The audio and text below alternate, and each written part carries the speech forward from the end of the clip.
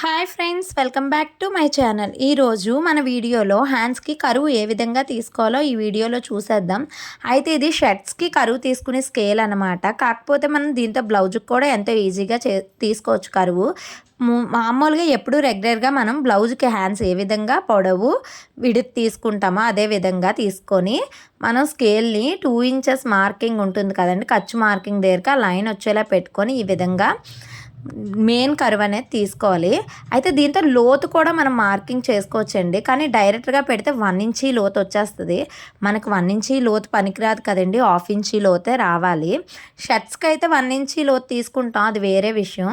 కానీ బ్లౌజ్కి 1/2 ఇంచీ రావాలంటే మనం దీన్ని అడ్జస్ట్ చేసుకోవాలి. కొంచెం ఈ వీడియోలో చూపించిన విధంగా ఇలా అడ్జస్ట్ చేసుకొని మనం కర్వ్ అనేది తీసుకుంటే చాలా నీట్గా వస్తుంది. చూసారా, ఇలాగా ఫైనల్గా ఇది కట్ చేసిన తర్వాత బ్లౌజు హ్యాండ్స్ అనేవి ఇలా వచ్చాయి. తప్పకుండా ట్రై చేయండి.